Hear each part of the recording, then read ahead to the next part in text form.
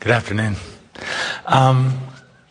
Earlier today you were talking about world unrest and how that applies. And my question to you is, if the law of attraction holds true, then whatever we think, we in turn create. Then with the way humanity's consciousness is today, will we not create Armageddon and holy jihad and persecution of the Jews, because those sects of our society are so entrenched in that belief that that is what we're creating? Well, you're accurate. Since you are the creator of your own reality, if you tap into that, then you become a part of that. And the most important distinction that we want to give you about this is that in this mass consciousness that you are saying we or you create your own reality, there is far, far, far, far, far more expectation of well-being than there is not. It's a nice thing about old ones croaking and new ones coming in, because as the new ones come in, they sort of bring the average of well-being up considerably. And then you have all of those beasts that are pure positive energy who outnumber you enormously. And then you have Source that understands and is only well-being. And so the well-being so outnumbers the not well-being. But that does not stop individual creators from pinching themselves off and joining larger groups to justify their pinching off. But there will never be a worldwide conversion to resistance. The well-being is far too big. So the question that we would throw back to you is, do you want to be one who allows, or do you want to be one who resists? And there are plenty who want to resist, and many of these that you offered to us here have been resisting for a very long time. They're born into patterns of resistance. In other words, it's what they do. It's who they are, or so it seems. But each one of them is born into a fresh new little body who has energy from Source predominant. And it takes quite a bit of hammering to condition them into the resistance. That's why once they get there, they're so willing to take you there too. You have to work really hard to become so sure of your plight. In other words, so hard, in fact, that you can't even look into your now reality, which is pretty good. You've got to dig up a whole bunch of history in order to justify that ornery place you stand. You've got to build monuments and keep the pain alive. And when you keep the pain alive, then you can bring more into the chain of pain. But you will never win if it is your goal to convince everyone of the misery, because spring comes every year, the sun comes up every morning, an infusion of fresh energy comes forth continually. When you ask, it is given every single time, no exceptions. In other words, no matter how hard you try, you cannot get yourselves down. Nice to know, isn't it? Very. We would love it if your newscasts would be consistent with the vibration of the planet. If they were giving you proportionate news, the bad news, as it was aired in your 1-hour evening broadcast, would go psst. And you say, what was that? Oh, well, that was the bad news. And the rest of it would be all about all of the glorious things, the expansion, the sun coming up, the continuation of the water, the continuation of the food, the planet spinning in its orbit, all of the joyous people, all of the joyous children, all of the children excited and eager about life. In other words, the well-being is so huge in comparison with this piddly, little, non-existent, hardly worth mentioning negative stuff that is such a fraction of who you are and what you are living. But oh no, the news wants to activate within you trouble. Because if they did not activate trouble, why would you turn them on? In other words, they want to activate within you your desire to fix something, because as humans you are born to conclude. In other words, you are solution seekers, you really are. And anyone who's selling anything has discovered that in order to motivate you, they've got to activate trouble within you and then point in the direction of some solution, and you will flock to them, you see. But even in all of that, well-being is huge in comparison. So you're right, there are rivers or streams. There are sort of patterns, and everyone falls into them a little bit. In other words, we look even in your environment today at the trauma that people feel over the idea of not having health care. because the beliefs that they've picked up along their trail says that they're going to die a horrible, declining, sliding into the miserable abyss of suffering death. And they want to have enough insurance to pay for it.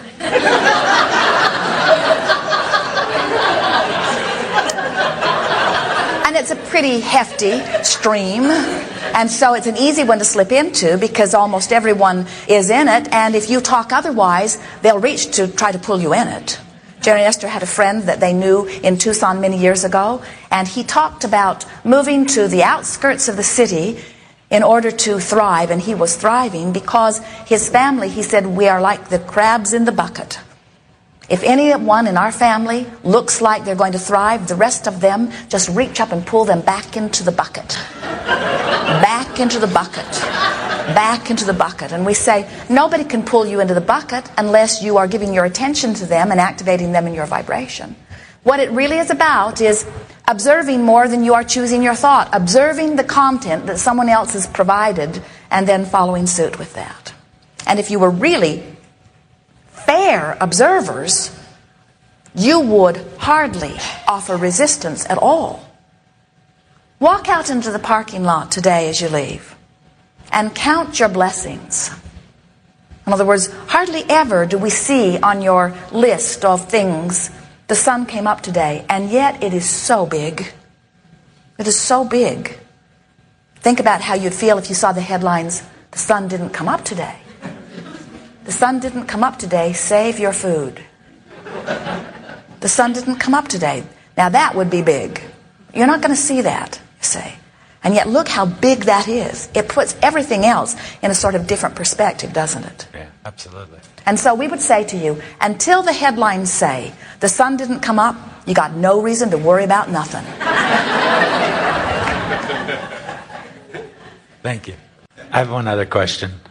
And I know that you've talked about this a lot in your tapes, and I haven't listened to all your tapes, but what form of consciousness does our soul take after this life experience? I mean, do we think and feel similar to the way we think and feel now, or is it Yes. more like... Let's lay a little basis here. First of all, you are source in a physical body. And so we don't think that you really fully know who you really are until you get on a jag of feeling good for a few months.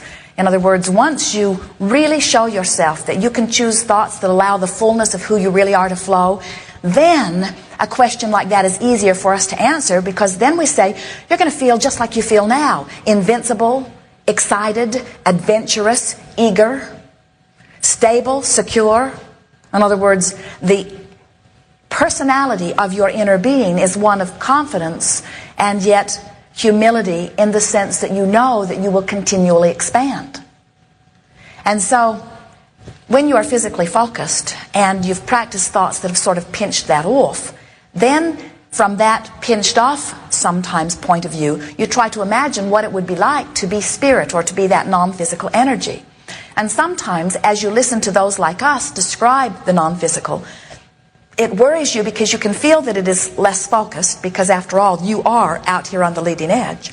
And you worry that since in the non-physical you have no eyes so you don't see, and you have no ears so you don't hear, and so on, that it will be sort of a dark, quiet, uncomfortable place. And we say it isn't that at all. In fact, it is more delicious because your capacity to translate vibration is thousands of times more. It would be like feeling sorry for your dog because he cannot hear exactly as you do, and your dog would say, get real, I can hear a whole lot better than you can. Or feeling sorry for your dog because he doesn't smell exactly as you do, and your dog would say, get real, I can smell a whole lot better than you can. And so your inner being is that way. Your inner being can sense and evaluate and conclude and know so much more articulately, so to speak, than you do in your physical format. When you make your transition into the non-physical, you will clearly and wholly know who you are. There will be no sense, not a moment's sense, of not knowing who you are. You will have full consciousness. The only difference is you'll feel utterly good about who you are. There will be no guilt, no blame. There will be no lack of feeling of worthiness. The best of you is who you are there.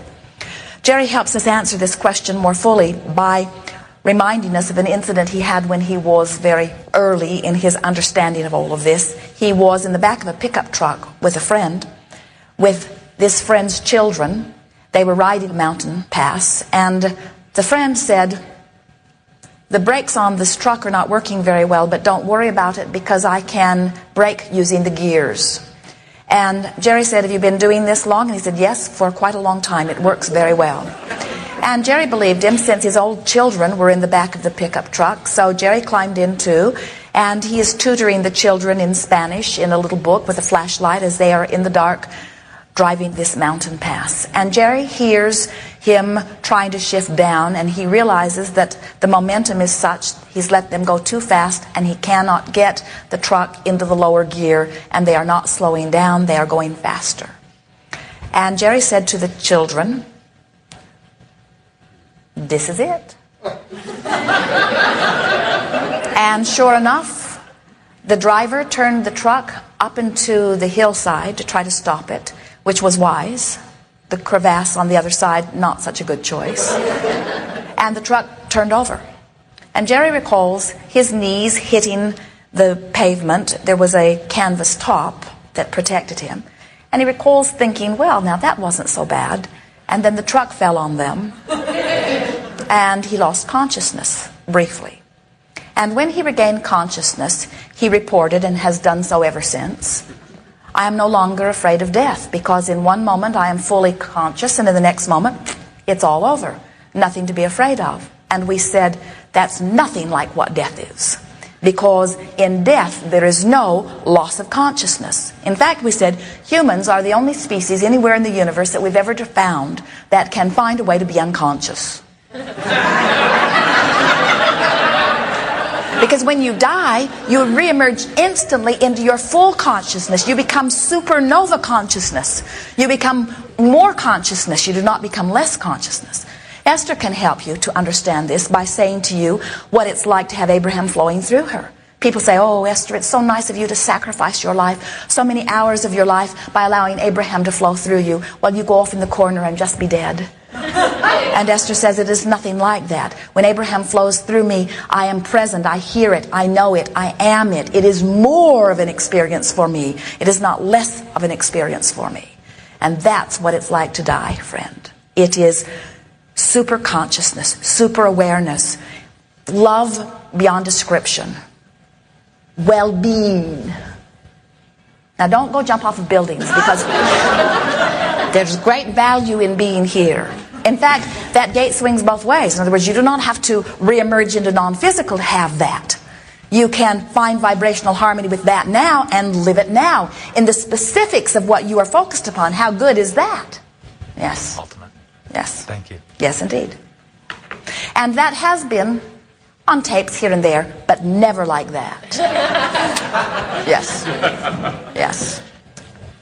We have enjoyed this interaction immensely.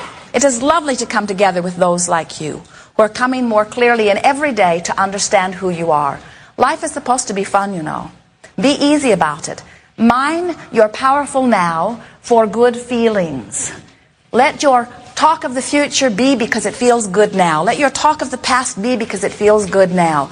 Look for thoughts that feel good and practice it in your virtual reality until feeling good is the most natural next logical step for you, and then watch how much allowing of all that you've been asking for happens quickly. Don't worry. The universe will keep giving you more opportunities to choose new things because you never get it done. There is great love here for you. We are complete.